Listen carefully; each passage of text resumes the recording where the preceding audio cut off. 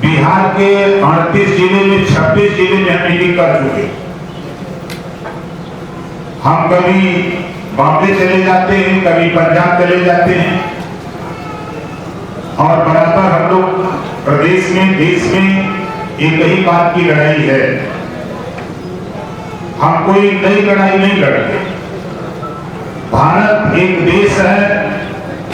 बाबा साहब डॉक्टर अम्बेडकर जी ने संविधान बनाया। एक संविधान है, एक प्रधानमंत्री और एक राष्ट्रपति।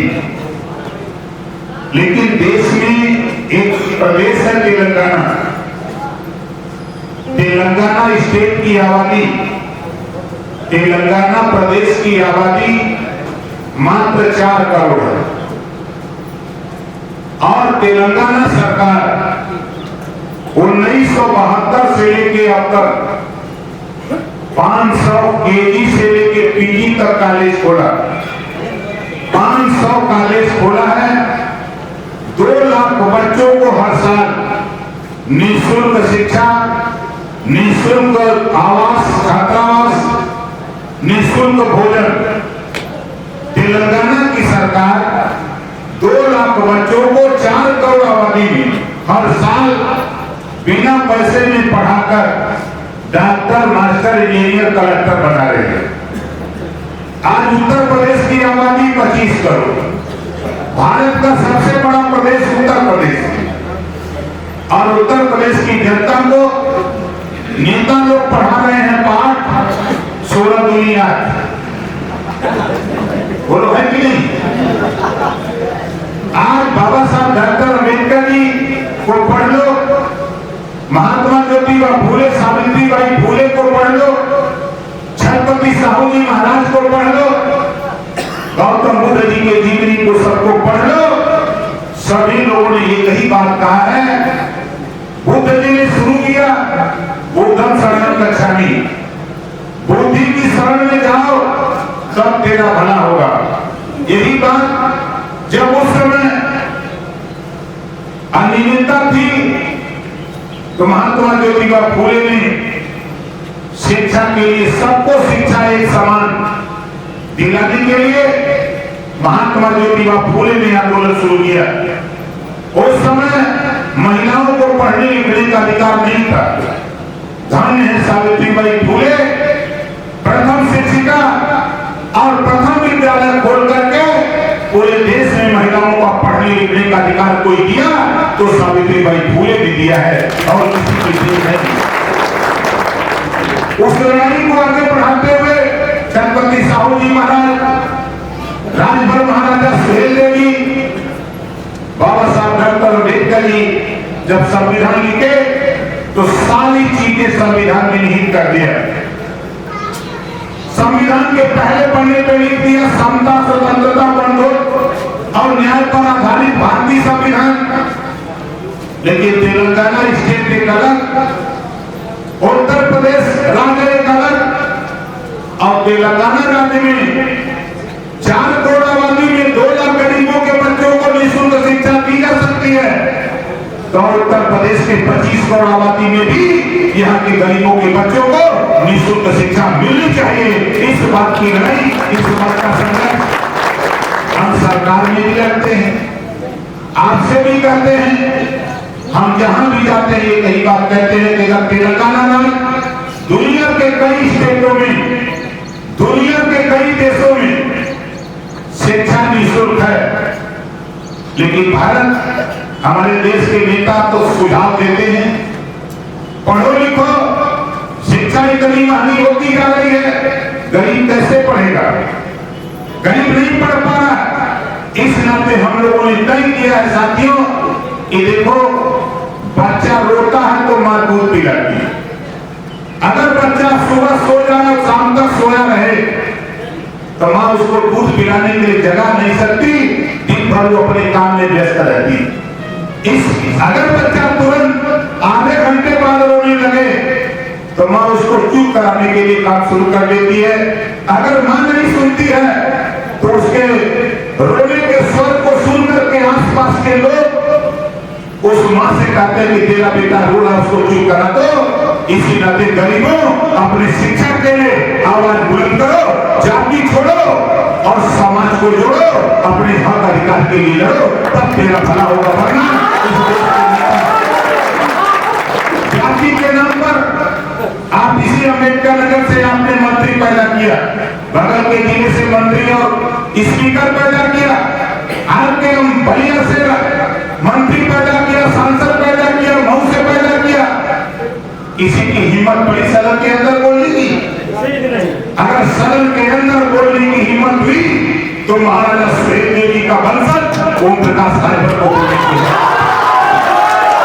अभी सदन चला, आपके यहाँ बीच में आके बड़ा लक्ष्य का भाषण देते रहता, लेकिन जब सदन में समाज के हित के लिए लड़ाई लड़ना होता है, जब ओम प्रकाश राजभर बोलता है, ये झंडा कभी बसपा का, कभी सपा का, कभी भाजपा का, कभी कांग्रेस का पकड़ने वाले लोग समाज का भला करने की बात करते हैं।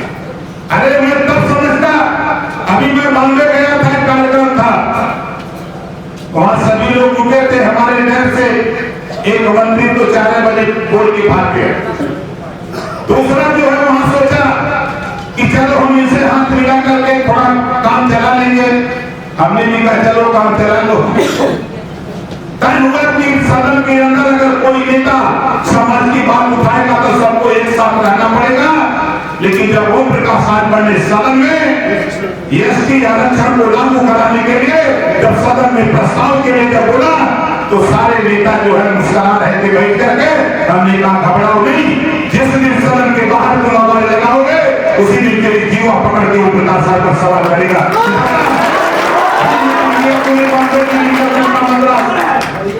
लेकिन करोगे तो समाज की लड़ाई लड़ो। अगर अपने यादव जिंदाबाद बोलना है, मायावती जिंदाबाद बोलना है, सोनिया गांधी जिंदाबाद बोलना है, मोदी जिंदाबाद बोलना है, तो फिर समाज से तो अलग हो जाओ। समाज की बताओ समझ में कि हम तेरी लड़ाई नहीं लड़ सकते, हम एमएलए बनने के लिए लड़ते हैं, हम मंत्री बनने के लिए लड़ते हैं, हम समाज को हिस्सा दिलाने के लिए नहीं लड़ते हैं। ये भाषण आपको देना पड़ेगा, वरना ओम प्रकाश राजभर हम तो निकल चुके 20 साल के ऊपर हो गए। ये बता रहा कि दिल्ली का हलचल है कि भाई ओम प्रकाश राजभर तेलंगाना का मुद्दा बनाया। आप बताओ, भारत का एक कानून, वो कानून तेलंगाना में लागू, तो बताओ यूपी में लागू होना चाहिए कि नहीं लागू होना चाहिए? लेकिन यहाँ ये नेता लोग 403 विधायक गिन के जाते, एक विधायक बचा है।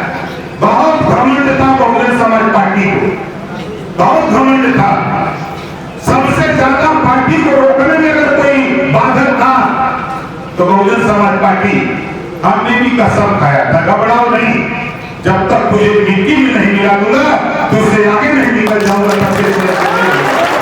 और आज उसका एक एमएलए बचा, वोट है, वोट तो 12% है, एक एमएलए विधानसभा में है और वो भी अपनी कृपा से जीत के आया।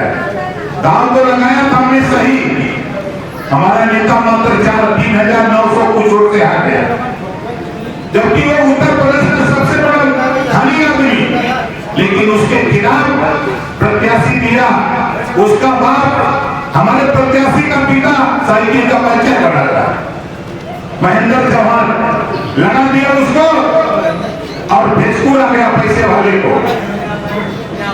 एक एमएलए बचा। 40 साल शासन करने वाली पार्टी कांग्रेस पार्टी, उसके 2 एमएलए बचे और आज भारतीय समाज पार्टी के पास 6 एमएलए विधानसभा के अंदर है, 2 पार्टियां पीछे चले गए।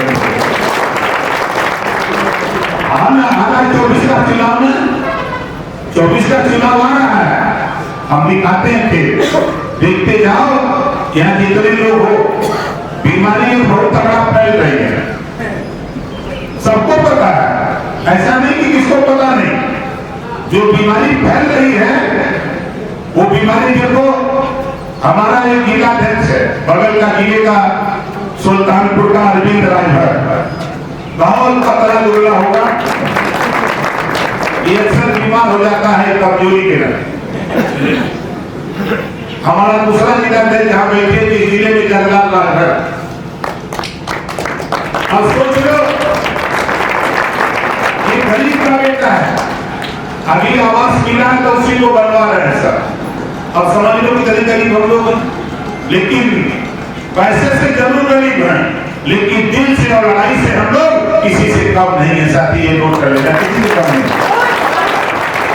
आज एक बीमारी है, हम आपसे पूछ रहे हैं, बहुत लोग चिल्ला रहे हैं, यहाँ जितने लोग हो बताओ बिजली के बिल से कितने लोग परेशान होते हैं, हाथ उठाओ। ये बीमारी है, ये बीमारी है।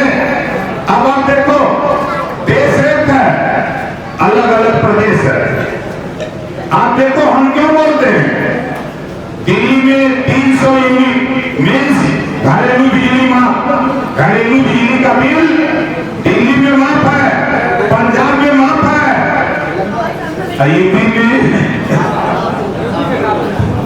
यही वजह हुकूमत है, यही वजह लगाई बात कि बाबा साहब डॉक्टर अम्बेडकर जी वोट हमारे के पावर दिए वोट का, इसी वोट के बल पर लखनऊ दिल्ली के कुर्सी पर बैठ करके वहां का बैठने वाला सीएम और पीएम जो चाहता है वही होता है। अगर पंजाब में और दिल्ली में बिजली का बिल माफ हो सकता है, ओम प्रकाश राजभर कहते हैं कि यूपी में भी घरेलू बिजली का बिल माफ हो सकता है। इसके लिए हमको आपको सोचने की जरूरत है।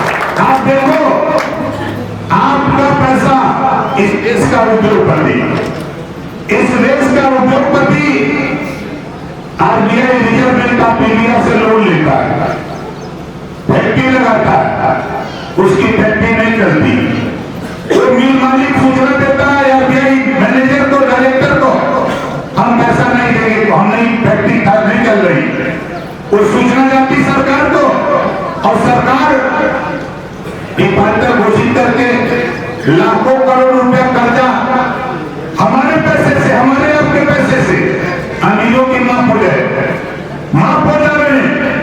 इसी नाते हम भी तो कह रहे हैं एक गरीब जो घरेलू बिजली का बिल नहीं दे सकता, जो किसान खाद बीज कीटनाशक दवा कल्टीवेटर के लिए जो किसान लोन लेता है बैंक से, जो नहीं दे सकता है, किसान को भी डिफाल्टर घोषित करो, और गरीब जो बिजली का बिल नहीं दे सकता इसको भी डिफाल्टर घोषित करके हमारे पैसे से हमारा भी कर्जा माफ करने का काम करो। जब हमारे पैसे से दूसरे का हो सकता है तो बताओ हमारे पैसे से हमारा नहीं हो सकता है। लेकिन हम आप जब बोलेंगे तभी ये बात होगी, ये बात जब हम आप बोलेंगे तभी होगी। आप बताओ अभी हमारे एक साथी ने हमको चिट्ठी दिया, एक चिट्ठी दिया इलाज के लिए कि हमको पैसा दिलवा दीजिए। हम जहां से विधायक हैं गाजीपुर जहुरा, 6 साल के अंदर 10 करोड़ 14 लाख रुपया, जबान से तो हम कह दे रहे हैं, एक छोटी पिकअप पे ला देंगे 2000 वाली नोट तभी बच जाएगा। इतना रुपया हमने इलाज के लिए, ऑपरेशन के लिए अपने दस्तखत से दे चुका। आप भी वोट देते हो। अभी एक साथी लेके भटक रहा है, मैं उस साथी से कह रहा हूं अभी मार्च का महीना क्लोजिंग का चल रहा है, अभी 10 दिन तक पैसा नहीं मिलेगा। हमको कागज दे तो हम जांच में लगा देते हैं, 10 दिन के बाद तेरा पैसा तेरे हॉस्पिटल भिजवा देगा, इलाज करा लेगा। और आपसे भी कह रहा हूं, आपसे भी कह रहा हूं, कोई भी गरीब कमजोर किसी जाति धर्म का हो, बीमार होता है, ऑपरेशन कराना, इलाज कराना हो, जितना रुपया का एस्टीमेट सरकारी हॉस्पिटल से बना लेगा, एस्टीमेट का ओरिजिनल पेपर, आय प्रमाण पत्र, आधार कार्ड की फोटोकॉपी, 3 चीज हमको दे देना, 10 से 15 दिन के अंदर तेरा रुपया तेरे हॉस्पिटल पहुंचा देगा वो प्रकाश साहब। इसी तरह रुपया तो है। अभी जैसे अरविंद जी बता रहे थे, मंत्री थे, जहां रुपया रखा हम वहां तक तो पहुंच गए, लेकिन जो हम उधर पढ़ते थे कि रुपया जैसे निकले इधर चले तो भाई उस वक्त ज्यादा मंत्री 46 मंत्री थे उस समय। अब 46 मंत्री हम अकेले थे, लेकिन फिर भी मानते नहीं थे। खैर अब देख लिए सब दरवाजा, कहां से पैसा निकलता है, कहां होता है, जानकारी ली। इस नाते 10 करोड़ 14 लाख रुपया हमने इलाज के लिए दे चुका। और आपसे नहीं कह रहा हूं, ईश्वर न करे कोई बीमार, अगर कोई बीमार होता ऑपरेशन कराना इलाज सरकारी हॉस्पिटल से, आपको अगर दिक्कत हो, अम्बेडकर नगर के लोगों, सुल्तानपुर के लोगों, आप मरीज को लेकर सीधे चले आना KGMC मेडिकल कॉलेज, लेके चले आना बलरामपुर हॉस्पिटल है, लोहिया है, लाली है, सिविल है, वहां भर्ती भी करा देंगे, स्टीमेंट भी बढ़वा देंगे और तेरे मरीज का इलाज भी वहां से फ्री करा करके तेरे घर पहुंचा देंगे। ये तो हम लोग करते हैं। हमने जब फोन करके देखा, हम जब पूछते हैं चारों तरफ, आप बताओ, आपने भी वोट दिया, बाबा साहब डॉक्टर अम्बेडकर जी ने संविधान में कानून में व्यवस्था दिया, आप बताओ आपके यहाँ भी इलाज के लिए नेताजी लोग पैसा देते हैं? वो देते हैं? नहीं देते। इसी नाते हम लोग कानून चाहते हैं, रुपए की कमी नहीं है देश में, हम प्रदेश में रुपए की कमी नहीं। अगर कोई नेता कहता रुपया नहीं, तो उससे बड़ा बेवकूफ कोई नेता देश में हो ही नहीं सकता। इस नाते कहता हूं, मैं देता हूं, जो भी पत्र मैंने लिखा इलाज ऑपरेशन के लिए, वो पैसा सीधे उसके हॉस्पिटल में अकाउंट में जाकर के पहुंच गया, उसको फोन चला गया। एक तरफ नेता कहता पैसा नहीं, दूसरी तरफ चिट्ठी करती पैसा आ जाता है, कहां से आता है? इस नाते साथी, एक कानून, कोई गरीब किसी जाति धर्म का हो, बीमार हो, इलाज कराना हो, उसका जितना भी रुपया लगे पैसा सरकार दे और गरीब का इलाज फ्री होना चाहिए। एक कानून उत्तर प्रदेश में बनना चाहिए, ताकि कोई गरीब पैसे के अभाव में, इलाज के अभाव में वो दम न तोड़ दे। एक कानून हम लोग बनवाने के लिए हम बराबर घूमते रहते हैं। चौथी चीज हम क्या चाहते हैं, आज अम्बेडकर नगर में हम हैं, हम 20 साल से कर रहे हैं जातिवाद जनगणना। जातियों की गिनती जब तक नहीं होगी, तब तक शिक्षा, स्वास्थ्य, रोजगार के लिए नौकरी में हिस्सेदारी नहीं मिलेगी। शिक्षा के लिए बजट आपको नहीं मिलेगा। जब मैं था, बहुत नेता चिल्लाते हैं, समाजवादी पार्टी की सरकार थी, जब 2017 में सरकार बदली, तब 500 करोड़ रुपया मात्र पिछड़ी जाति के छात्रवृत्ति और स्वल्पपूर्ति के लिए था। जब मैं गया, मैंने हमारे प्रमुख सचिव महेश गुप्ता जी थे, डायरेक्टर थे, सबको बुलाया, लोगों ने कहा कि साहब पिछला रिकॉर्ड 500 करोड़ का है और 25 लाख बच्चे इस बार आ गए। हमने कहा तब पैसा निकलने में नहीं होगा, कम से कम 2000 करोड़ चाहिए। साथी जब प्रेजेंटेशन था, जब मैं पहुंचा वहां, जब बारी हमारी आई, मैंने मुख्यमंत्री से लड़ करके 500 करोड़ से बढ़ाकर 1200 करोड़ कराने का काम किया था। 1200 करोड़। आज वो बजट जब मैंने छोड़ा, उस समय 1600 करोड़ करा दिया था। अब छोड़ के जब हटा, तब फिर वो लौट आया अपनी जगह। आज पिछड़ी जाति को छाती थी, स्वल्पपूर्ति उठा के देखो, सामान्य वर्ग के बच्चों को सबको मिलती है, अनुसूचित जनजाति के बच्चों को सबको मिलती है, और पिछड़ी जाति के बच्चों के साथ अन्याय क्यों? संविधान इस बात की इजाजत कहां देता है? हमारे नेता सदन में जब हम बोलते हैं, तो किसी नेता की जबान नहीं खुलती। इसी नाते साथियों, हम ललकारते रहते सदन के अंदर कि अगर सामान्य वर्ग के बच्चों को, अनुसूचित जनजाति के बच्चों को सबको वजीफा देते हो, तो पिछड़ी जाति के भी जितने बच्चे पढ़ते हैं, उनको भी छात्रवृत्ति और स्वल्पपूर्ति देने का काम करो। इस पे भी कोई समर्थन देने को तैयार नहीं आता, चाहे वो किसी दल का, पिछड़ी जाति का भी MLA चुन के गया, तो हमको मुंह भी लाते हैं, हमके चलो हम भेंट होगी, संजोग से जिससे भेंट हो गई, उसको दोबारा साधन नहीं जाने दिए। चुनाव, हमारे पत्रकार भाई लोग बहुत परेशान, लेकिन हम आपसे कह रहा हूं पत्रकार भाइयों, हमारा कोई मकसद नहीं, लेकिन इतना जरूर मकसद है कि कल तक लोग कहते थे कि जीतते ना हो का जीती, जब 6 को जीते तो विरोधी का तो टीवी जीत गए, मतलब सांसद जी जीत गए। आज हम इस प्रांगण में हम आपसे कह रहा हूं कि 2024 में लोकसभा में महाराजा सुहेलदेव जी का साफा पकड़ी, 2 हमारे सांसद जीत करके जाएंगे, देख लेना 2 साल। हम अपना काम शुरू कर दिए। हमको जहां जहां लगना है, जो जीतना है हम पूरी ताकत से लगे। 2 साल से दिल्ली पहुंचाऊंगा। बताओ पहुंचना चाहिए कि नहीं पहुंचना चाहिए? पहुंचना चाहिए। जब वहां पहुंचेंगे जब वहां चिल्लाएंगे, यूपी चिल्लाएंगे। जैसे सियार जाते हैं, सियार कितने लोग जाते हो? जरा हाथ उठाओ। इधर भी है, बिहार में तो मैंने पूछा था, उधर भी सियार। एक सियार अगर पूरब बोलता है तो पश्चिम वाला सियार कहता भैया कहाँ बात है, बोल खड़ा है। तब से उत्तर वाला भी सियार कहता कि भैया खबरों में थमो ही है। तब दक्षिण वाला बोलता है तो सब लोग कहते हैं बड़ा सियार बोलता कहते हैं ना। उसी तरह आज पूरे देश में चर्चा है कि ओम प्रकाश राजभर कभी बिहार रहता है तो कैसे चलाता है बिरजानगर, बम्बई रहता है आपकी मीटिंग गाजीपुर करता है, गाजीपुर रहता है मीटिंग जाकर के करता है सहारनपुर में। लोग आश्चर्य हैं, लेकिन मैं आप लोगों के आशीर्वाद के दम पर हम लड़ाई लड़ते हैं और चलते रहते हैं। हमारी जो सोच है, विचार है, चाहत जो है, वो हम साफ साफ चाहते हैं कि जिसकी जितनी संख्या भारी उसकी उतनी हिस्से।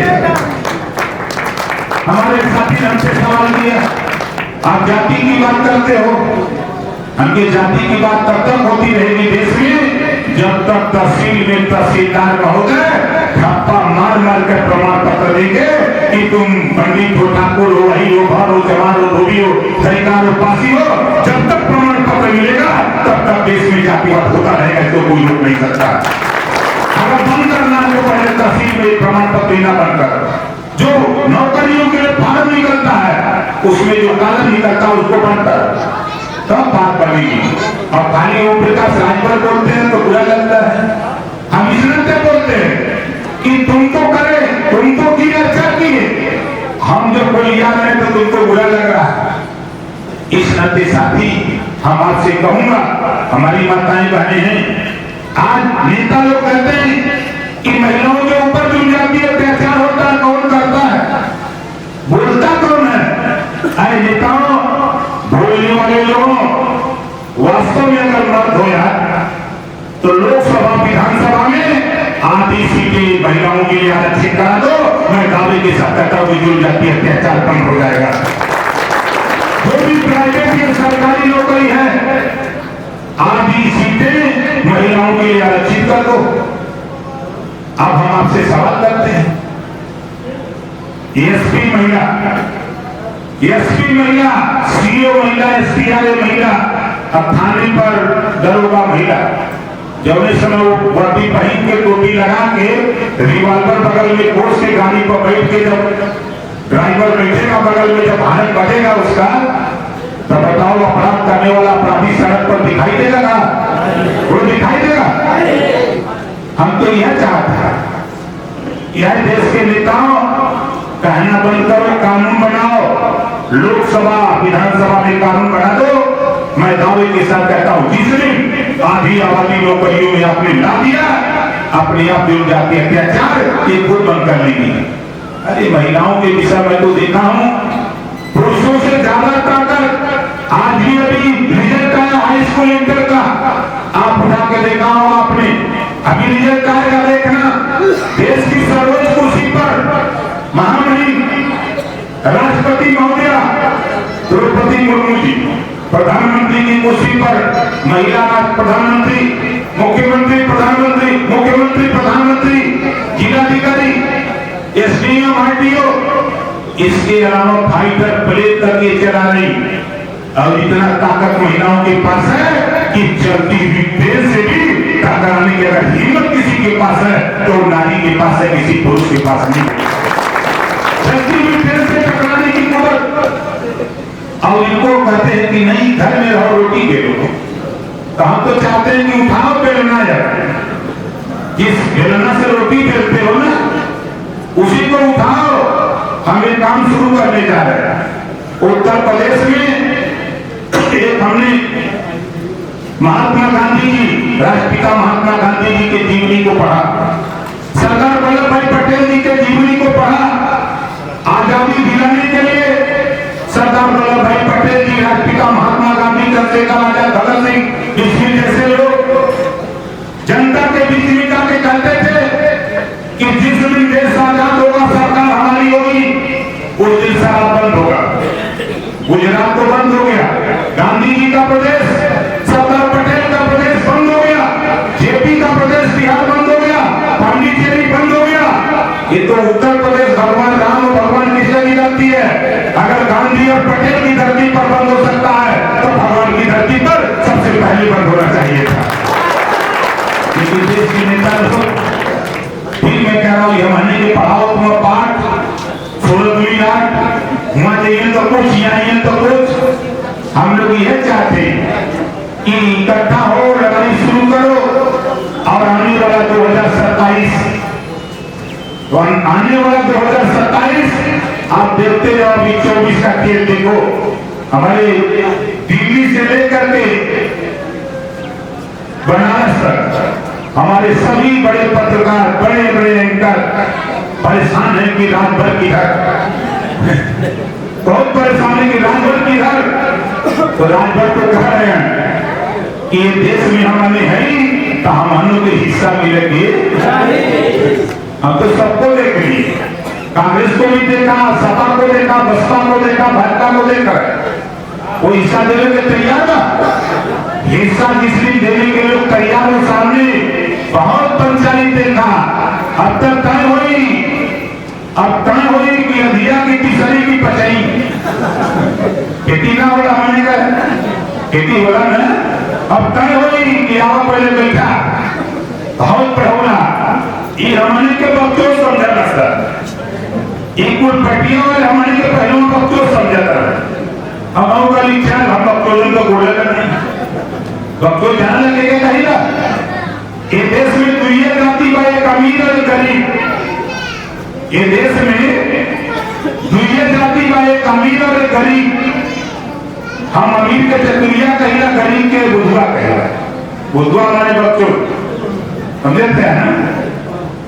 आजादी जब मिली 15 अगस्त 1947 को, चतुरिया कुल पंचायत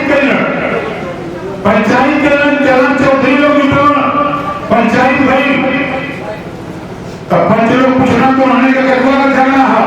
कल देश आजाद होगा तो हमने का बांटा कहने कहा कहे थे भाई का एक कमरा हो, तो चरण चौधरी लोग बहुत चातुर हो लगना ये बात भैंसिया के मोहरा करी का बुझवा अरे के काम तो ना घास मारी, घास करी, काटा मारी, पानी लाई, खिलाई और दोनों टाइम गर्मी में नहाई। अब चुतरा पड़ी करते जब चतुरिया के बल्टी लेके खाली दोनों टाइम। हम 27 अक्टूबर 2002 के पंचायत के लिए हम कहीं भाई साहब लोग जुमलन का ही देखा हुआ। इन पंचायत जो 15 अगस्त 1947 के भई बा, वो पंचायत हमें मंजूर ना बा। चरण चौधरी लोग पहला पूछना कहे हमके भैंसिया अगर 10 लीटर दूध देता हो तब 5 लीटर दूध बुधवा के भी मिलेंगे। बोला सही गाली गलत है। तो चतुरिया से पहले चौधरी चतुरिया से पहले चतुरिया का तो हमने क्या करके हमके चल बताई लगे हम कली चल तो हम लगली समझावे और ये समझावत है सबके कि जब टाइम देखा 24 से आवत था भाई ये स्थानीय निकाय का चुनाव के टाइम आवत रहने तक बल्कि लेके भैंसी का छिपी पकड़ के भैंस पे नवावत शुरू कर रहे। इतना बड़ा डंडा उठावा छड़ी अब भैंसिया के मुंह पर तब तक मारत रहा जब तक भैंसिया छटक न जाए। पूछा काहे मारत हुए, उसे कहा कि मोहम्मद कोली का हमार हम मारी चाहे करिए तो उसे मतलब जब भैंसिया छटक जाए तब तक समझ में आई हो करे तो हम इनके उनमें डंडा लेके शुरू कर दे। अब लोग छपिया तक किया नहीं था काम का बढ़ावा था। बोले कौन बोल ना काम का बढ़ावा था यही वजह का तेरा कीर्तन करना अधिया तीसरी पचरी चौथी तय करा तब वो करे बात नहीं कामन में छड़ी उठौला भाई वही मुझे तब तक मारा जब तक तो हम नहीं छटक न जाएगा ये सोच लिया नहीं कमरवा का दिन भर ये लोग फैसला करने में 15 अगस्त 1947 के दिन भर ले रहे बुझवा और 4 बजे तक दे चलिया हम समझावा शुरू करी कि जब 4 बजे नहरी में चाहे पोखरी में चाहे हैंड पाइप पर वो कमरवा के को भेज दे चतुरिया का भैया कमरवा उसे कहते कि उसे अकेले में जाए तो ये निकलिया उसी काबल का गंदा भरल का 4 बजे रखिया के पहुंच जावा था वो समझ रहे कि अभी नहीं की बुद्धि आ गई ये हम लोगों के शिक्षा में ढकेल के हम लोग शिक्षा हासिल न करें इस नाते साथी ये चतुरिया लोग गोल बना करके बुजुर्ग समाज को गुमराह करके अपने सत्ता पे जाकर के अपने बेटा बेटी को सिपाही दरोगा प्रभु चक्रासी का शिकार बनाते हैं अपने हक अधिकार के लिए रखते हैं हमको आपको समझाने का प्रयास नहीं करते इस नाते हम आपसे कहना चाहता हूँ कि लड़ाई एक बात की है ये देश में हमारे है तो हम लोग के हिस्सा मिलेंगे ये बात दिमाग में रख लो हम भीड़ जुटाने नहीं आए नौजवानों भीड़ जुटाना होता ना हम अभी कल था कल एक सज्जन ने कहा कि इतना एक कार्यक्रम करा दो हमने कहा हो जाएगा पूरा जौनपुर ही नहीं पूरा प्रदेश का हिस्सा यार ये आते कहां से यही अगर हम अपने जुबान से काम करते हैं तो हम भी जल्दबाजी करते हैं ना हमारे नेताजी लोग जो हैं ये थोड़ा जल्दबाजी करते हैं नहीं जल्दी हो जाए अब हम भी घबरा के चले आते हैं इस नाते आप साथी कभी घबराओ नहीं देखो ये लड़ाई है इस लड़ाई को आज के तारीख में हम आपसे आखिरी सवाल करते हैं आप बताओ हमसे ज्यादा लड़ाई लड़ा वाला कोई धरती पर होगा सदन के अंदर हमसे ज्यादा बोलने वाला कोई नेता होगा गरीबों के अधिकार को लेकर चाहे वो शिक्षा हो स्वास्थ्य हो रोजगार हो